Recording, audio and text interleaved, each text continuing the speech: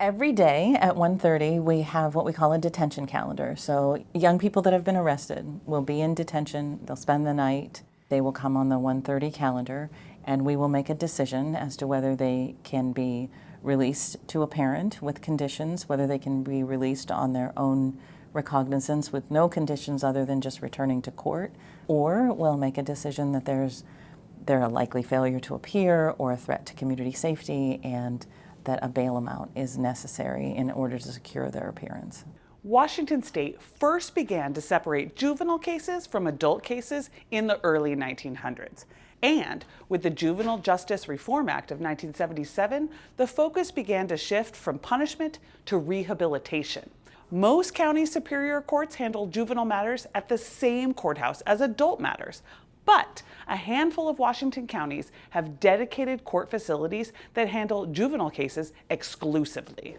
In Thurston County, we have a unified family court. So family court and juvenile court, which are both divisions of superior court, come together in one building. We have a space that is trauma-informed.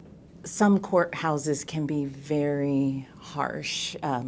They're beautiful, they're marble, but to have that focus on the children, it's critical, and I am a fan. People need to feel like they can be heard in order to be willing to come to court to be heard. Juvenile courts hear a variety of cases, both criminal and civil. Civil cases include truancy, custody matters, and family services. Grouping all youth matters into a separate juvenile court system acknowledges that youth in our society have specific needs, and juvenile offenders need to be dealt with differently than adult criminals. Please rise.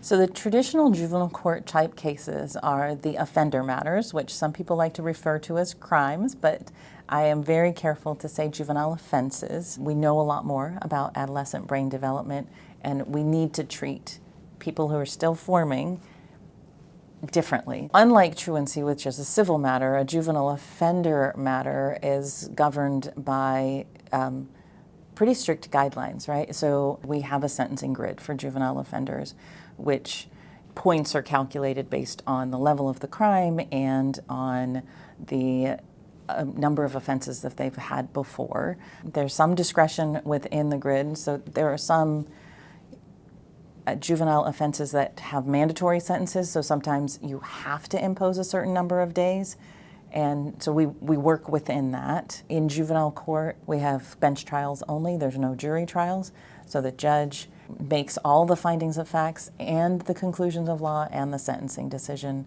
Even when we do alternatives like the mental health alternative or the chemical dependency alternative, there's a guideline within the statute that we have to follow. So we're within that. I like to say we're in the triangle, and there's discretion within that, but there's some guidelines around what we can and cannot do. There are times when a crime is so serious, like a murder case, where a 17-year-old is automatically sent to adult court, and it's heard in adult court automatically. So the legislature decided that. I think of responding in juvenile court as a way to habilitate. And I said that on purpose, not rehabilitate, but habilitate. When you're dealing with youth, they may not have the skills. So here in Thurston County, I think we have a healthy mix of punishment, time in detention, and supportive services. So Healing Hearts Ranch, where they do work with the horses, which is absolutely work because they're mucking out stalls, but also they get the therapeutic benefit of working with the horses. YDP, where they're working in the garden, but also they're getting skills that they will use. And for me, the pride that they show in their work when they come back into the courtroom and they want to show you that they planned a flower garden or they donated 3,000 pounds of produce to the food bank this year. We have a panoply of things that we will put in place to help give youth and their families the skills to avoid coming back to court.